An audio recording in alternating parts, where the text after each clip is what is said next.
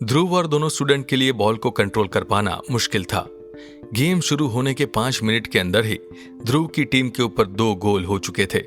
वो लोग अपने ओपोनेंट्स के पीछे भागने की कोशिश कर रहे थे, लेकिन कोई भी बॉल को छुड़ाने में कामयाब नहीं हो पाया था। सामने वाली टीम का गेम काफी अच्छा था और उनमें तेजी भी अच्छी थी।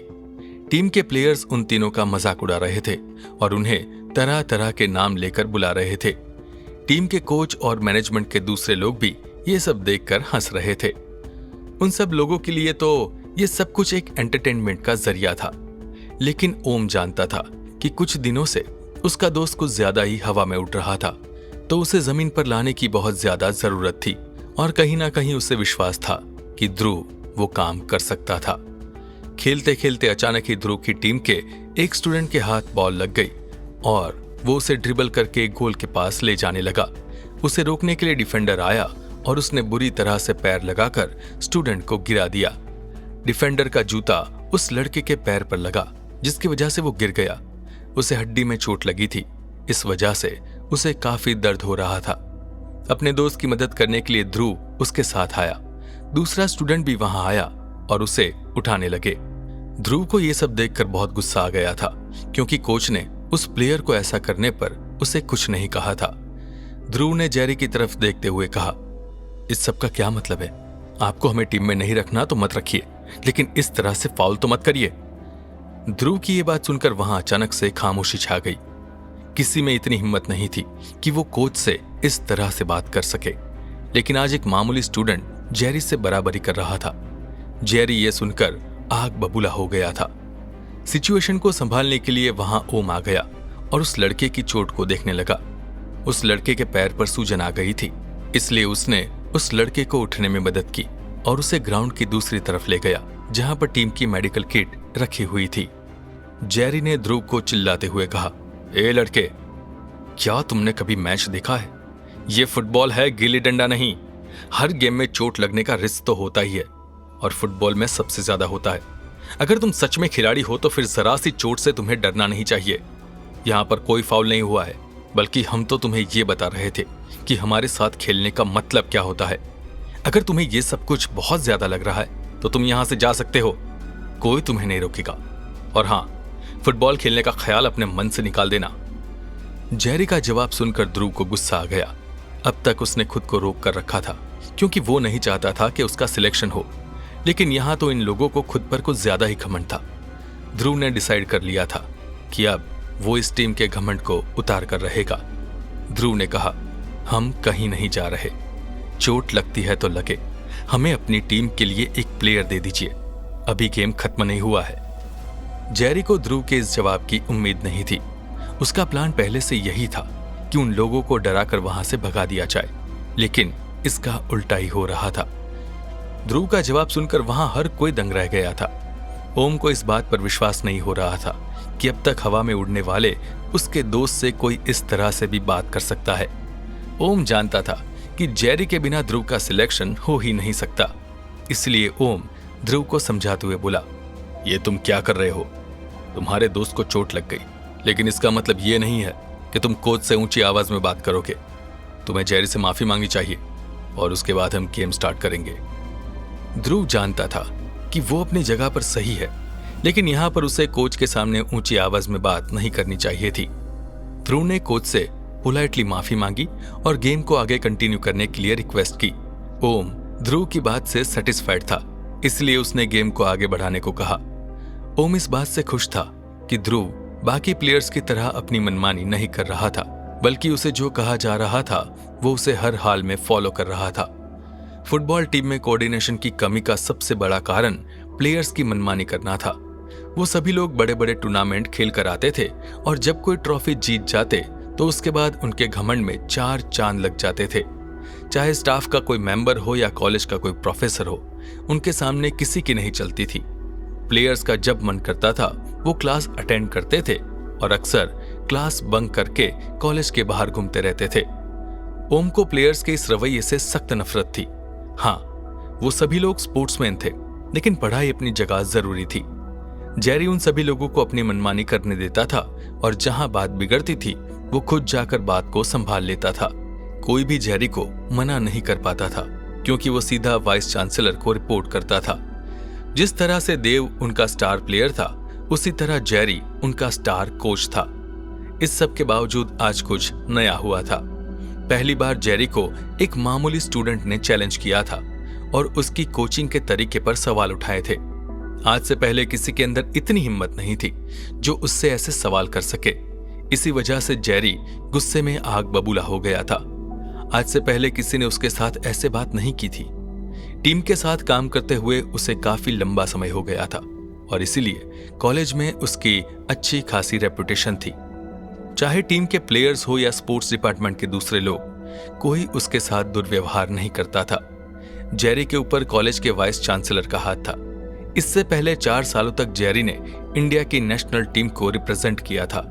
उस लेवल तक पहुंचने के लिए कई लोगों को सालों लग जाते थे, इसीलिए जेरी की इतनी ज्यादा रिस्पेक्ट की जाती थी। जेरी ने सोच लिया था कि इस नए लड़के को यह बताना पड़ेगा कि यहाँ का बॉस कौन है। जेरी ने अपनी टीम के सबसे तेज प्लेयर को बुलाया ताकि ग्रुप की हार को एंश्योर किया जा सके। उसे उम्मीद थी कि जब ध्रुव को भी चोट लगेगी तब उसे पता चलेगा कि उसने कितनी बड़ी गलती की है। जेरी ने एक प्लेयर से कहा, तुम्हें अपना बेस्ट गेम खेलना होगा। अगर तुम्हारे पास से बॉल छीन ली जाती है तो उसे वापस लाने के लिए तुम्हें जो करना है तुम कर सकते हो। यहां पर कोई रेफरी नहीं है जो तुम्हारे फाउल पर पेनल्टी लगा दे। उस लड़के को इतनी बुरी तरह चोट पहुंचाओ कि वो फिर कभी यहां आकर खेलने के बारे में सोच भी ना सके। जेरी की बात को ओम ने सुन लिया था, तो ओम ने ध्रुव को समझाते हुए कहा, संभाल कर खेलना, तुम्हारी पोजीशन बहुत स्ट्रांग है। अगर तुमने जरा से भी गलती की तो तुम्हें उसकी भारी कीमत चुकानी पड़ सकती है।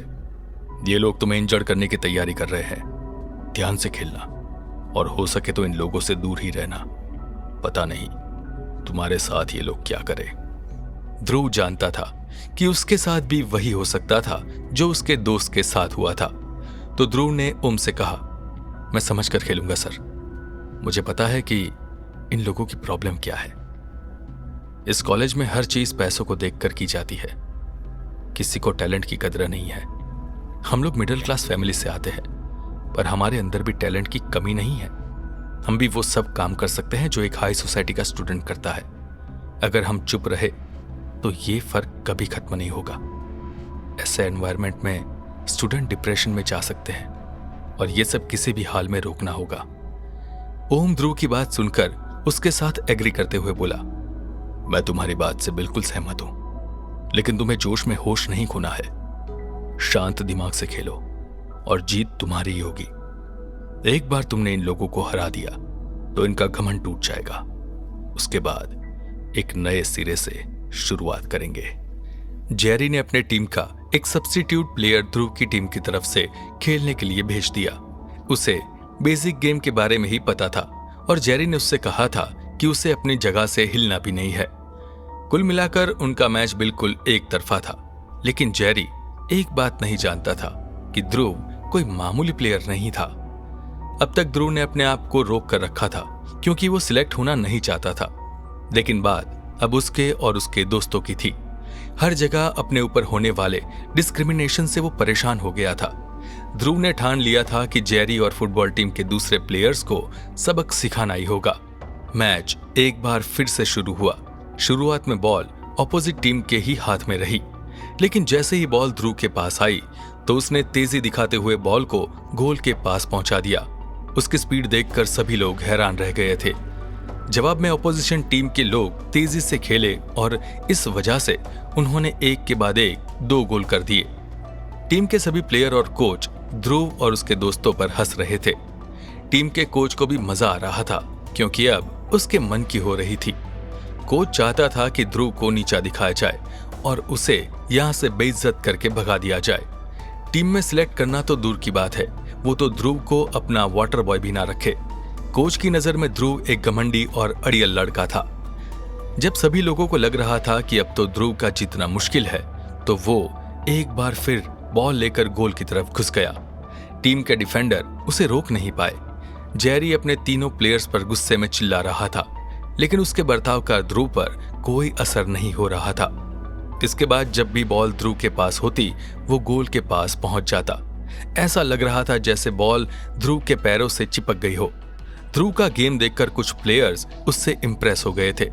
ध्रुव अच्छा स्ट्राइकर था और वो देव को टक्कर दे सकता था, इसलिए उसे टीम में लेकर देव की कमी को पूरा किया जा सकता है। वहीं कुछ प्लेयर्स ऐसे भी थे जो ध्रुव का गेम देखकर चल रहे थे, क्योंकि उन्हें डर था कि कहीं उनकी पोजीशन उनके हाथ से चली न जाए। ध्रुव का गेम देखकर जेरी अपना आपा खो बैठता है। जेरी ने चिल्लाते हुए अपने प्लेयर्स से कहा, क्या कर रहे हो तुम लोग? एक मामूली रिजर्व स्टूडेंट से हारे हो। स्कोर 2-1 का था। फुटबॉल टीम ने 2 गोल किए थे और ध्रुव अभी तक 1 गोल ही कर पाया था। कोच ने अपने प्लेयर्स का हौसला बढ़ाते हुए कहा, 1 गोल से कुछ नहीं होता, 1 और गोल करो। मुझे कम से कम 10 गोल देखने हैं। 1 गोल करना कोई बड़ी बात नहीं है, हमसे कोई नहीं जीत सकता। कोच की बातों का टीम के प्लेयर्स पर कोई असर नहीं पड़ा। ध्रुव उन लोगों पर बराबर अटैक करता रहा और उसने दूसरा गोल भी कर दिया। जेरी अपनी जगह से प्लेयर्स को समझाने की कोशिश कर रहा था, लेकिन कोई फायदा नहीं हुआ। ध्रुव ने दूसरे गोल के बाद भी अपने अटैक्स को नहीं रोका और बहुत जल्दी तीसरा गोल भी कर दिया, जिसके साथ उसकी टीम को बढ़त मिल गई थी। ध्रुव जिस तरह से खेल रहा था, ऐसा लग रहा था कि वहां सिर्फ उसको खेलना आता था और किसी को नहीं। क्या टीम के प्लेयर्स ध्रुव को चोटिल करने में कामयाब होंगे? क्या कोच ध्रुव को बेइज्जत कर पाएंगे या खुद उन्हें हार का स्वाद चखना पड़ेगा? जानने के लिए सुनते रहिए।